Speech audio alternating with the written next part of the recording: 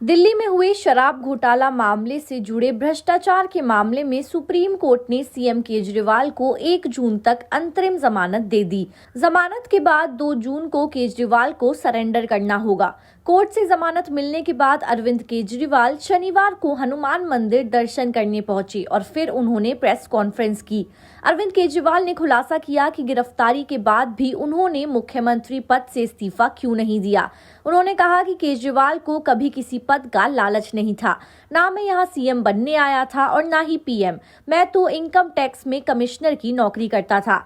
अरविंद केजरीवाल ने कहा कि जब जनता ने मुझको पहली बार मुख्यमंत्री बनाया तो उसूलों के ऊपर 49 दिनों के अंदर सीएम पद से इस्तीफा दे दिया था। सीएम बनने के लिए लोग अपना दाहिना हाथ कटवाने को तैयार होते हैं। मेरे लिए सीएम पद महत्वपूर्ण नहीं है। आज मैंने जेल जाने के बाद भी सीएम पद से इस्तीफा क्यों नहीं दिया? क्योंकि पिछले 75 साल से भारत में दिल्ली के अंदर सबसे ऐतिहासिक बहुमत आम आदमी पार्टी जीती।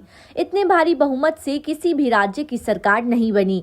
सीएम ने कहा कि बीजेपी को पता है कि वो हमें दिल्ली में हरा नहीं सकते, इसलिए उन्होंने झूठा षड्यंत्र रचा कि केजरीवाल को इस्तीफा देना पड़ेगा और सरकार गिर जाएगी, पार्टी टूट जाएगी। उनकी मंशा तो पूरी नहीं हुई। केजरीवाल ने कहा कि 75 वर्षों में किसी अन्य पार्टी को इस हद तक परेशान नहीं किया गया।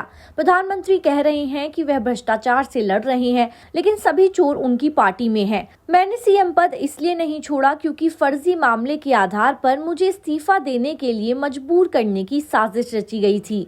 तुम अगर जनतंत्र को जेल में कैद करोगे तो सरकार जेल से चलाकर दिखाएंगे। तुम्हारे ट्रैप में फंसने वाले नहीं हैं और मैंने जेल से सरकार चलाई।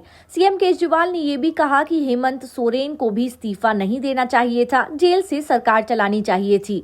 ऐसे तो ये जिस राज्य में चुनाव हारेंगे वहां के मुख्यमंत्री को उठाकर जेल में डाल देंगे और सरकार गिरा देंगे। आज मैं अगर दिल्ली की जेल से इस्तीफा नहीं दे रहा तो इस तानाशाही के खिलाफ संघर्ष कर रहा हूं। मुझे किसी पद का लालच नहीं है। सीएम की 100 कुर्सी देश के नाम कुर्बान है। News desk, politicians India.